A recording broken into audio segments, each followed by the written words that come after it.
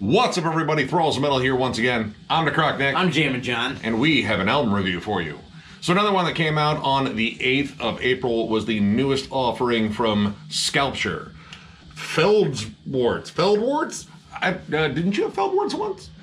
I got a cream. Okay, all right. Ointments and It's not scents. important. It's not important. It's gone now. I'm sorry, I shouldn't have brought that up. No, you shouldn't have. You piece of shit. Very personal. Sorry.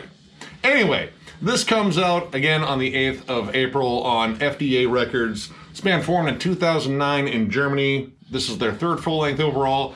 Actually, in 2020, their last album, Eisenzeit, I believe that's how you say that. A lot of German words. It was a year-ender for me. And these guys, well, initially, at least the first two albums, because this one is a little bit of a change, very straightforward, bolt thrower, and Asphyx worship. Kind of almost death doom, more mid-tempo death metal, war themes, fucking plenty. That is definitely still intact. And driving, groovy, chuggy riffs that are just heavier than hell. Like beat down in your face. Tank tread over your weak ass that's in front of the tank. I don't know why you were there. It's your fault. You brought this on yourself, and then the tank brought it on you. Why do you do this to yourself? I don't know. Now, I jammed their last one a lot. I was a huge fan of it, mainly because I'm a huge fan of Asphyx and Bolt Thrower. So, who would have thought? Yeah, I know. Kind of an easy win. This guy. This one was a little bit different, and it's kind of noticeable right away. The opener to End All Wars, again, keeping with the war theme, it opens very much like kind of their style, except a little bit more distant. And honestly, distance is kind of a bigger thing on this album. And now you know I love dissonance. And chug. And chug. And this record has plenty of it. The production on this record is very crisp, very clear, a little bit more modernized than they've been known for in the past. The bassist comes in quite a bit on this too. In fact, there's a lot of like soloed bass avenues. Yeah. It's very prominent in the mix, and that isn't just like, you know, during sections where, you know, they kind of just isolate the bass and drums, or, you know, more ambient sections, which again is something kind of different on this one.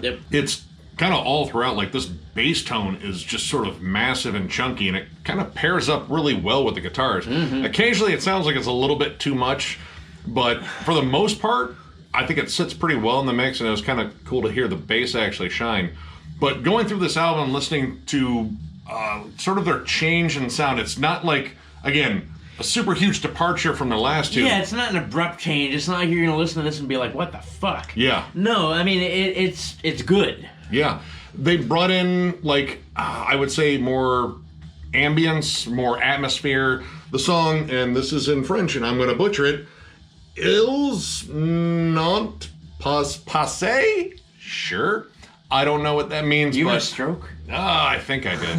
The song opens up with blast beats, dissonant atmospheric riffs on top of, like, big, nasty chugs, and that is, like, a kind of a big thing on this album, too. Oh, yeah. And the way this song sort of navigates, like, it brings the heft, like, giant grooves, giant breakdowns, and the breakdowns kind of have, like, a hardcore-ish feel, like that death metal, hardcore sort of hybrid, like Gate Creeper, Creeping Death, that sort of thing. I actually get reminded of Burnt by the Sun. Burnt by the Sun's Heart of Darkness album. Yeah. Just a little bit in the delivery of, like, these big, like, beat-down hardcore riffs. And this guitar tone is going to beat the living shit out of you. But what's really interesting is you hear these softer passages, like, you know, kind of transitional passages where it's more, like, introspective and dark and almost kind of, like, post-metal with, like, a death metal ethic behind it. Songs like Through Hell and On and Grab and Got, which I think is the German expression for touch and go or dine and dash. Or Gas and Go. I don't know. It's one of those. It's got to be one of those, right? Grab and Got. But those songs kind of labor, again, more of a somber, dreary atmosphere, and these cleaner passages come into play. And honestly, that was kind of a cool new thing in terms of songwriting dynamics for him. I love their older stuff, but it is very much in that straightforward worship sort of sound, which, again, I have no problem with. But this combines that worship with some newer elements, and it still kind of retains this whole meat and potatoes feel to it. Yeah, it does. Although Grab and Got, while it's still riffy and chuggy, it leans more on... It's not the main focal point of the song.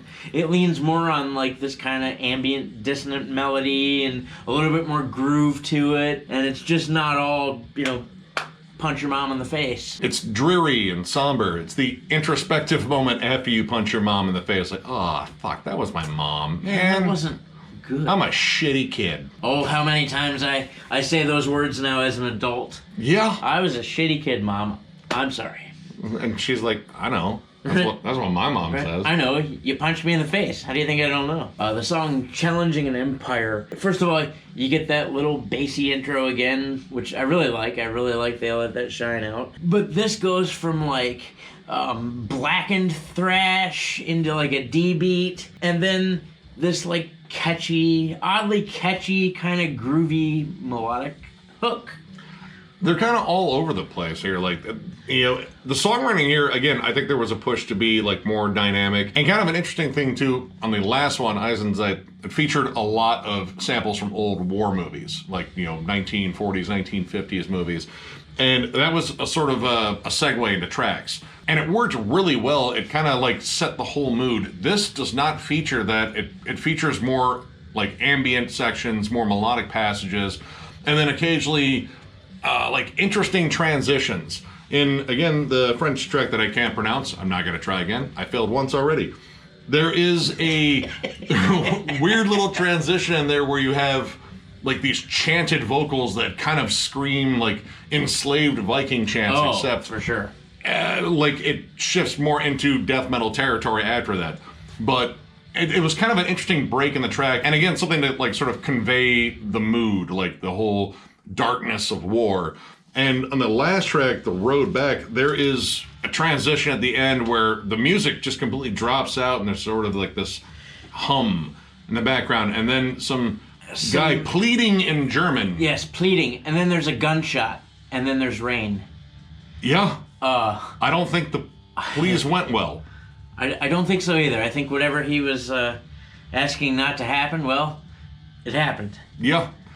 And again, this is sort of the thing that sets the mood. Like, you look at the album cover, it's depicting what looks like an old soldier. Like, they definitely stick with that theme. Like, it's kind of similar to, like, 1914, though not as epic. I don't think this wants to be as epic. I think this still wants to be rooted in just stupid, heavy fucking death metal and, again, like, kind of hardcore-ish breakdowns, which, Jesus Christ, those are heavy. Yes. Now, if you think you're going to go a whole record with ambience and doom and dissonance and all that jazz and not have heavy beatdowns, because heavy beatdowns are definitely something on this record, a song where they definitely stand out, Thunder in the East, starts out more like enslaved, but then becomes a thrashy boat thrower, and then just straight punch your friend in the balls over and over and over again. I don't think that dude's gonna be your friend for very long. It's meat and potatoes, but it's done with style. Yeah. It's done with sophistication almost. There's a lot on this that you can compare to Jungle Rot, except like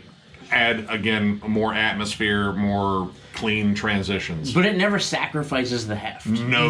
Not once at all. It ends on a really sick groove. The bridge reminds me of Conjurer. I feel like they wanted to branch out their sound. I mean, that's kind of the theme on this, is sort of expanding past, again, Asphyx, Bolt Thrower Worship. And sometimes they did it, but they only teased it. And this was kind of an issue on here. The songs Stahlband and Landships, which I think Landships should just be old Buicks. That just sounds like, because we just called those, you know, fucking boats anyway. Sure. But Stahlband in particular, for me, opens up with the most gnarly death doom moment on the entire album. Yes. In fact, it goes almost full bore, like dreary funeral doom when the harmonies come in. And then it just kind of stops. It just goes into kind of stuff you've already heard on the album, like the D beats, the solid grooves, breakdowns. They're all good. But at the same time, hearing this moment, I was like, ooh, this could be a standout track. And it actually follows Grab and Got, which, again, has a dreary, more somber feel. Like, this would reinforce all the depression at the middle of the album. But it kind of just goes back to a comfort zone. And, yeah, I kind of wanted more out of it, especially when it teased something so fucking good and really hadn't shown up on the album yet. Yeah, you know, it kind of goes back to the safe house, and that's not a terrible thing for this band because they do it well. Yeah. I mean, I wrote beat down riffs a lot in here because it happens. There's just a lot of times where it's a beat down. But as far as like this dick tease thing, in Landships, there is an incredible buildup in that song, and it happens twice? Yep. Twice? Yeah, there buildup where you just think like, okay, it's coming. And they draw it out. Heavy, yeah, and they draw it out for quite some time. You're like, okay, and then it cuts into like kind of like just a groovy, almost like rock portion. I mean, it wasn't what you were like expecting. Like the lead-in was like, all right, I was kind of expecting like kind of breakdown heavy, but you kind of transition into this more strummy mid-tempo part. It's not bad. Like none of this was bad, but it was like, and they did it twice. They did it like okay, the first time I understand, like okay, that's something different. That threw me for a loop. When they had that same build-up again with the same riff, I was like, all right, here it comes. Nope. Back into Teasy McTeaserton. And that was definitely an issue, especially when you hear them like expand their sound so well in other songs. Yes. Like, you know, the first 5 tracks in here, I think, are absolutely incredible. Dude, the first track, to End All Wars, that's a great song. And they did it while infusing their regular sound with, you know, all the nasty death metal. And there was cool experimentation like that to broaden their sound that really worked. And it became a thing I wanted to keep hearing on the album. And those 2 songs in particular, Stallband and Landships, it just seemed like they were just teasing an idea. And the idea was great. They're like, ah. But I get that, you know, the comfort zone with those awesome bolt thrower race fix riffs, you know, that's a solid wheelhouse. And they were still good. It's just, man, I feel like, you know, there was something more to be explored there. When you want to experiment in an album, you don't want to go too over the top, you know, because they don't have that many records. No, this is only the 3rd one. Yeah, 3rd one. So you don't want to go that over the top and potentially also alienate a fan base who's used to what you sound like. But at the same time, the experimentation they threw in wasn't a bad thing. It was pretty cool to hear a different take for this band. Yeah, I think, you know, with the change in production too, like there's definitely a lot of cool like transitional elements about this album that it definitely got me excited for future releases. Like, for sure. I'm really curious where they go from here because this is a little bit different than the first 2. And overall, I dug it. I think this is a pretty solid album. Yeah. So overall, I'm going to give it 3.5 stars. This is a really good album.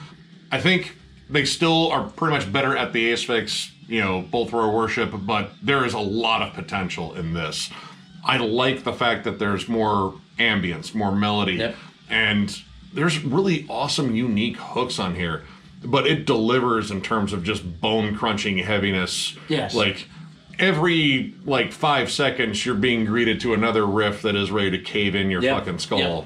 And ultimately, this is death metal. That's kind of what I want, but I like the other stuff splashed in. I just think there's some other ideas that needed to be pursued. But yeah, if you love old school death metal and you like interesting melodies and atmosphere thrown in there, definitely check this out. Check out all their stuff. Honestly, it's all good, including this one. Yep.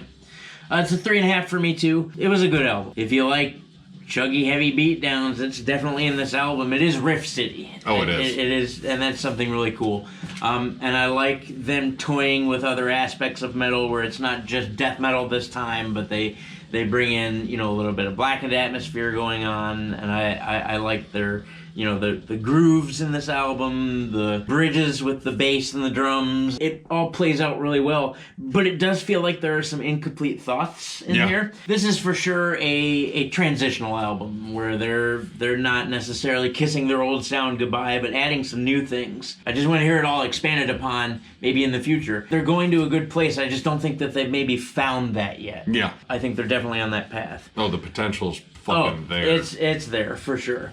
But yeah, overall, it was a really good listen. Like Nick said, check out their other stuff. I know we've enjoyed their other albums, so this was a real treat. But yeah, 3.5. So, if you enjoyed this review, give it a thumbs up, and if you are new to the channel, subscribe, because we do stuff like this all the time. We're also on Patreon. If you would like to help us out there, there'll be a link down below. There will also be a link down below for thrallsmetal.com where you can get one of our cool shirts. And yeah, pretty much I'm going to be going on vacation for a while. I'll be leaving the Thralls thing to, well, this guy and some other guys too that are also Thralls. Yep. But I'll probably be doing some live streams there. Might be drunk. I don't know. It could get weird. He's going to be drunk. I'm going to be drunk. I know where he's going on vacation. He gonna be drunk. But yeah, thank you guys so damn much again for subscribing, following. Again, we're gonna work on some new ideas here. We're toying with a Patreon idea that I think is gonna be pretty cool. Yeah, it'll give you guys a chance to get to know us so much better, whether you like it or not. Yeah, it'll probably be weird. Sorry? We'll get the sorries out right now. Sorry. Very sorry. But again, thank you all very much for watching, and we will catch you later.